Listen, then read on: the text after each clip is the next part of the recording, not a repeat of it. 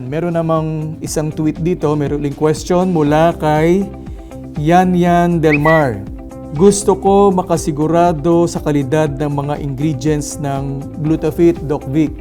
Saan po galing ang mga ingredients na yan?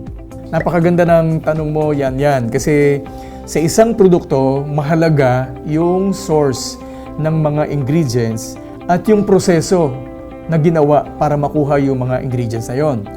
Makasisiguro kayo na yung ingredients ng Glutafit ay very high quality, basically dahil sa source kung saan sila kinuha.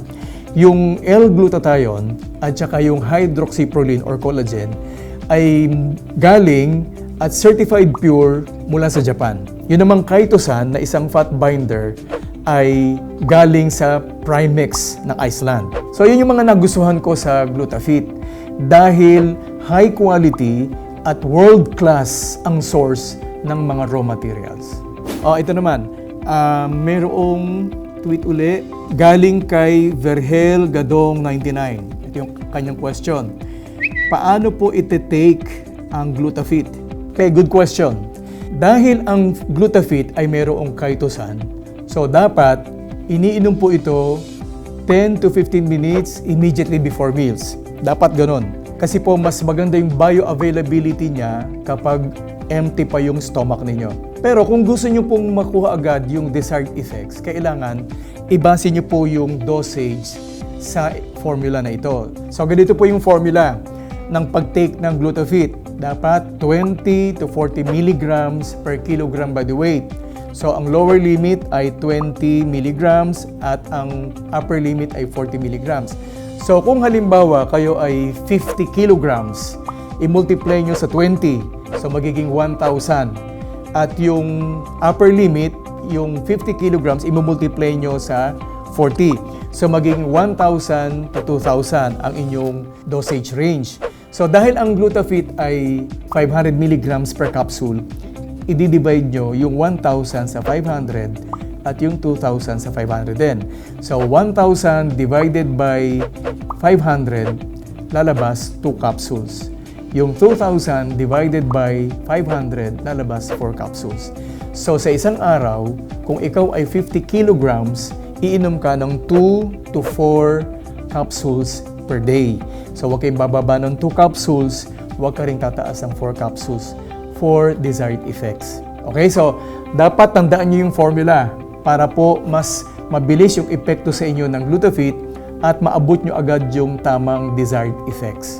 Ayan, meron pa tayong bagong tweet dito, mukhang foreigner, mula kay Kumhagkan. Ano kayo ito ni Gengis Khan? Hello Doc Vic, where can I buy Glutafit? Nako, sasagot ko, PM sent. Tingnan mo na lang yung sagot ko doon para malaman mo kung magkano at kung saan ka bibili. Doon naman po sa mga nagtatanong kung saan kayo makabibili ng Glutafit, I suggest and highly recommend doon lang po kayo bumili sa mga legit distributors ng JC. Alam niyo naman, marami pong naglalabasan ng mga fake na glutathione preparation. So, mag-ingat po, doon lang po sa mga legitimate distributors. At doon naman po sa mga distributors na you can avail of your buy one take one privilege anytime. Huwag yung kalibutan. So buy one take one po yan. Ito naman, may bagong tweet dito mula kay I am Lady Pink 24. Kaano kaya ni Pink Horse ito? Okay, ito yung sabi niya, ito yung tanong niya.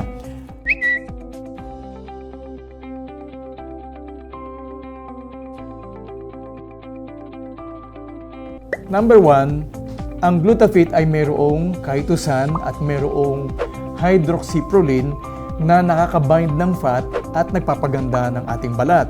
Pangalawa, yung mga raw materials ng Glutafit, high quality, galing sa Japan at galing sa Iceland. Pangatlo, may buy one take one privilege. Yung mga distributor sa bibili, they can avail of the buy one take one anytime. At kapag ginagawa nyo itong negosyo sa JC, dahil sa Glutafit, pwede kayong magkakotse, pwede kayong makatravel, pwede kayong magkaroon ng bahay at lupa. Ang maganda, libre. So yan yung mga pagkakaiba sa Glutafit at saka po sa mga ibang glutathione preparations. Walang ibang plus factor sa iba, sa atin marami. Okay? Ito, meron namang galing kay Marju. Marju?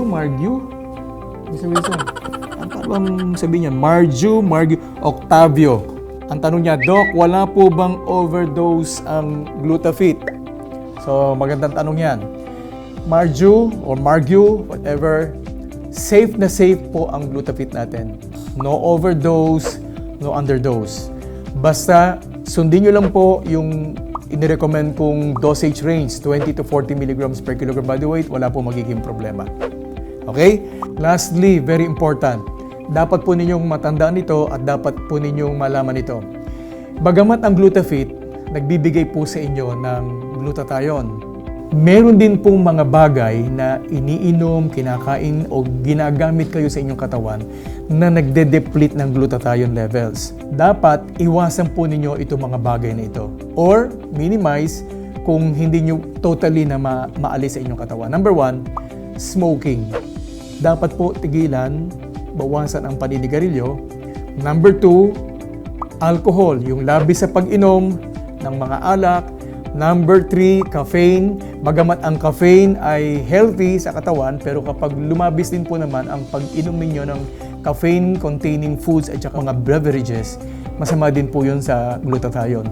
Number 4, acetaminophen at saka mga drugs. Kapag sobra kayong pag-inom ng mga paracetamol preparations or acetaminophen, nakaka-deplete po ito ng glutathione.